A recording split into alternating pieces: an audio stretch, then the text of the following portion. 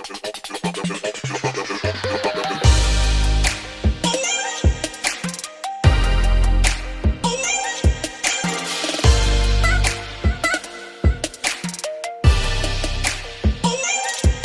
YouTube? Welcome back to my channel. It's your girl Keisha, and I'm back with another video.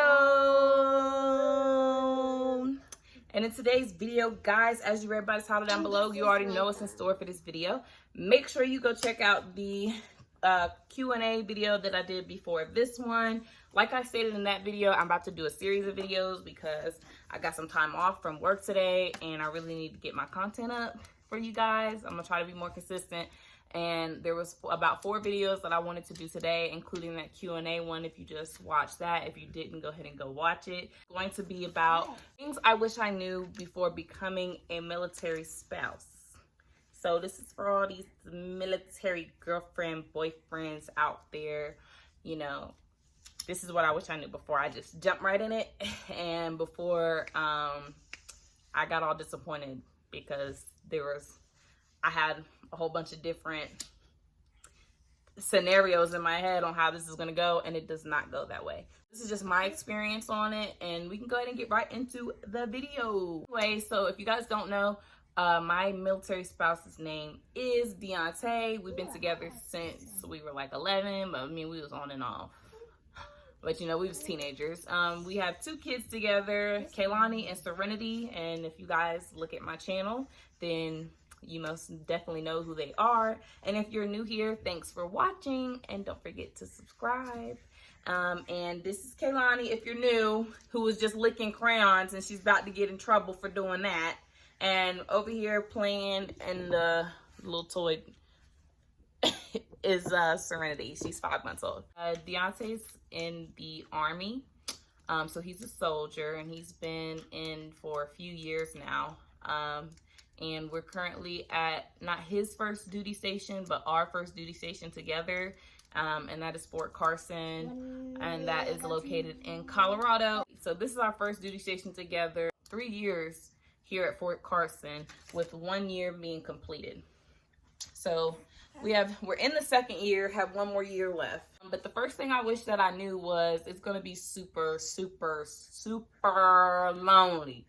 Okay, you're gonna get super lonely. Now, when I first came out here, I didn't have the girls out here, so I didn't have Kaylani out here because Serenity wasn't born at the time. But I was very lonely and I was very sad, and I wasn't working a job or anything at the time.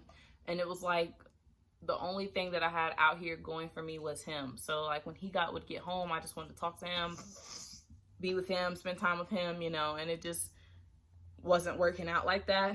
I missed my family a whole lot. I missed being able to just go in my car, get in my car and like drive around and go do things and things like that. Like I have my car and everything here, but it was like, how many times can you go to the nail shop? How many times can you go to get your eyebrows done? Like you can only shop but so much because, you know, we're not billionaires. But, you know, I went like shopping for the house, like for pillows and things like that. And it was just like to get myself out, but I was just lonely. No friends, no nothing. Still that way a whole year and some change later and kids later. But now on top of feeling lonely, I'm feeling the second thing, which I wish I knew before coming here, which is being overwhelmed. So yeah, with having the girls and now I'm working a job, yeah, I feel very overwhelmed. You're trying to balance, you know, your love life, and which is completely, you know, gone away. And then you're trying to balance the kids, the house, your job. And then at the end of the day, you still got to think about yourself. Like it's very overwhelming. I'm just so used to being able to take the girls to their grandma's house, or having my mom, who was like, if you guys remember, right downstairs. So if I wanted to run out or if I wanted to go somewhere, it was never an inconvenience to me. Like it was never I didn't have any barriers when it came to having the girls. It was easy. I had a tremendous support system. I mean, we still do have a great support system, but they can only give so much support from afar. So it's like if me and Deontay want to go out, I can't just be like, oh, hey, Gigi, can you watch the kids for tonight? Or, hey, Mom, can you take the kids for a few hours so we can do this and that? It's not like that at all. And then finding a sitter is very hard, and I'm kind of scared. about daycares and everything like that from the things that you hear and see online, you know, so you kind of just want to keep them to yourself, but you want to get rid of them at the same time. So yeah, it's very overwhelming. In my opinion, it's not fun. Before I came, I used to think like, oh my gosh, living in your own house, having your own little family together, no one to tell you what to do, when to do it, how to do it, like that's gonna be fun. Like you're gonna be able to just go out when you want to, you can take trips, you can have movie nights. Like me and Beyonce never lived together before. So we've always actually lived states apart growing up. So I thought it was gonna be the best thing to live with him every day, all day, see him every day, all the time, and it's not fun. So if you and your spouse aren't already living together, it's going to be a big lifestyle change because you're going to see sides of them that you never saw before, and they're going to see sides of you that they've never seen before. And like some sides just aren't compatible with each other. Like you don't get that feeling of, oh my gosh, I haven't seen you in so long, so I miss you. Like every time me and Beyonce saw each other, it was like that honeymoon feeling. Like it was like, wow, it's been months since I've seen you. We've been talking on the phone. We've been waiting for this day, counting the days down, and look, here we are, finally together. And you know, living together, you kind of get into that flow, and it's like you wake up next to him, you go to sleep next to him. You know what he's gonna do when he gets home. You know what you're gonna do when you get off of work. Like you gotta somehow break that routine. So yeah, I kind of thought it was gonna be all roses and we was gonna be up in here partying, cuddling, having a good time, and it's not like that. Military does not pay for everything. Now, I can't speak on anybody else. I can just speak on my circumstance. Now, I know if you're like a sergeant or whatever they are, NCOs, the bosses, okay, yeah, they probably pay for everything. Like you can live a nice lifestyle. But if you're like an E5, you're a regular soldier, they do not pay for everything at all. There's a lot more that goes into the whole housing, financial side of everything. And then, so, you know, it's not like, oh, I'm gonna join the military and I'm gonna have benefits and I'm gonna have all this stuff. Even if you have the benefits, you still got copays. Like you still have stuff that you have to pay for.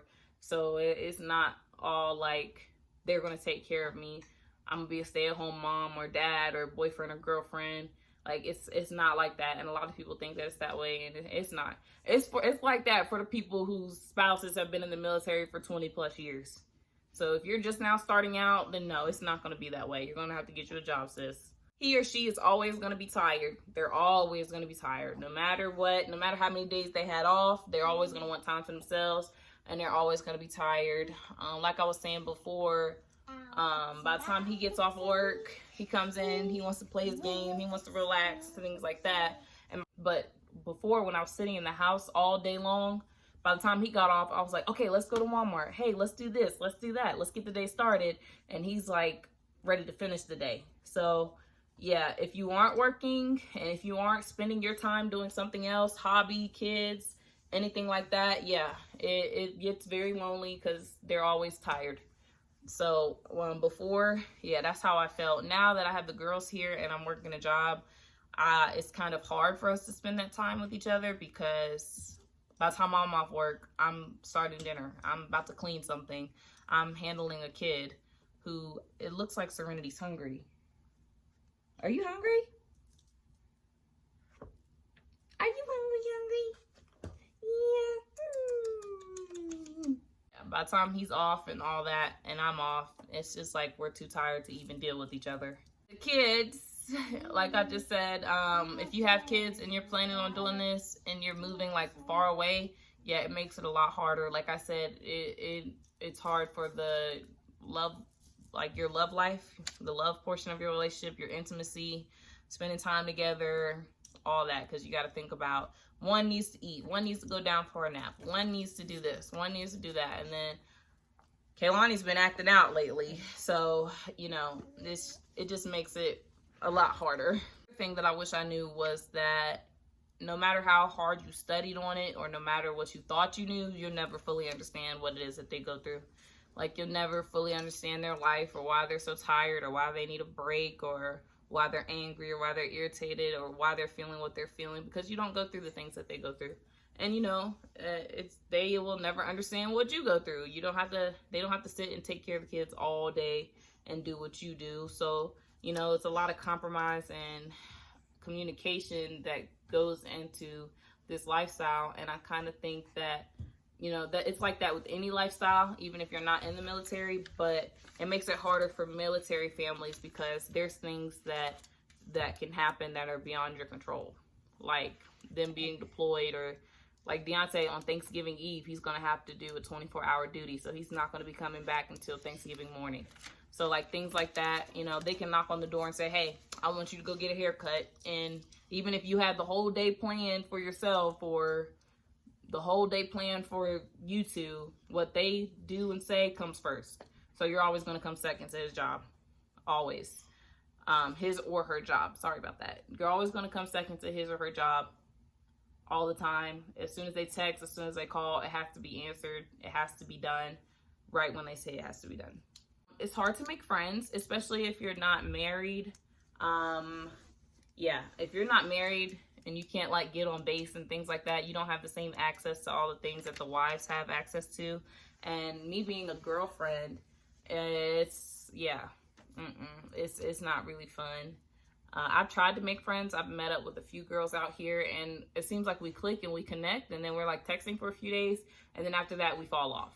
Like, nobody wants to get out of their comfort shell and actually make true friends. You're a real good friend where you're at, you really did something, because I'm struggling. Give me some tips on how to do it, because I don't know. If you want to be my friend, just hit me up, because I don't have nobody to talk to. I don't have nobody to talk to. I don't talk to nobody. Mommy, it's okay. Oh, are you my friend? Yeah, I'm your friend. Oh, yay. I'm happy to have you as my friend. Yeah, I'm your friend. Anyway, guys, thanks so much for watching this video. Video 2 of the series has been completed. I just gotta get it uploaded to you. So yeah, before you become a military wife, husband, spouse, boyfriend, girlfriend, partner, dependent, those are some things that I would truly sit and think about. Go ahead and get all those little fancy scenarios, dreams out of your head, because that's not truly how it goes at all. It's a lot that has to go into this, and it's a lot that both parties have to sacrifice and be ready for, which is something that I wish I would have thought about before just jumping into it head on. But we're here now, we're making it work.